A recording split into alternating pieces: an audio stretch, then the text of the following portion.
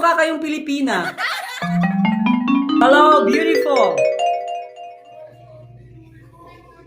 By the way, the rose in your hair looks great on you. What? Do you speak English? No, she looks good with her flower on her Oh my hair. God. Oh my God. Huwag mo lalagay yan. Kaya nga. Where are you guys from? We're from US. All right, so are you guys like sibling, like sisters? I see you. Let me guess who is younger. Yes. Okay. The lady at the back is older than What? you with the flower. Older daw ako. Ah. Me? Am I correct?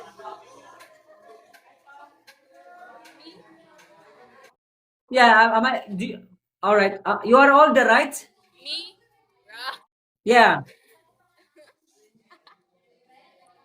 By the way, ladies, do you guys have a date this coming Valentine's Day? Yes. 10. 20 guys. All right. How is that possible? You're only one. You have 20 boyfriends Per hours. per hour. Yeah. 1 hour. Wow. Guy.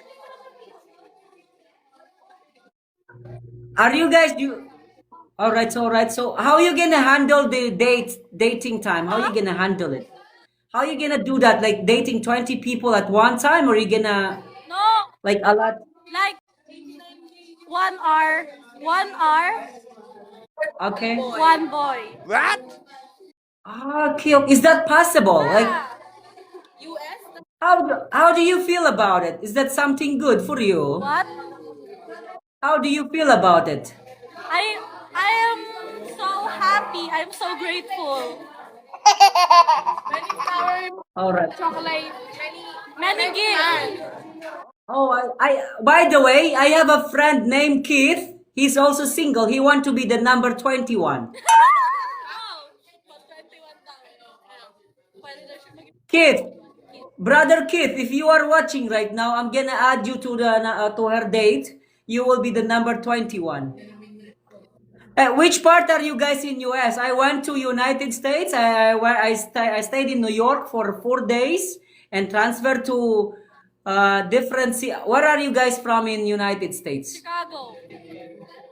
Chicago. Oh, okay, okay. All right. Pero mukha kayong Pilipina.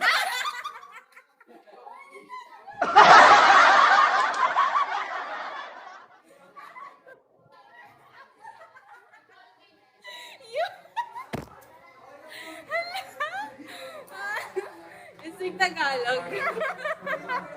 Hoy, ikaw ha? 20 yung date mo, tapos yung isa, 10 yung ka-date mo bukas. Ano?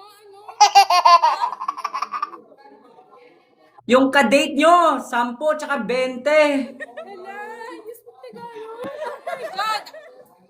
Na-culture shock ako dun. Alam mo yung US? Yeah, I went to US Hindi. in real life, yeah. May meaning yung US sa amin. Ano yon? Upper sukat.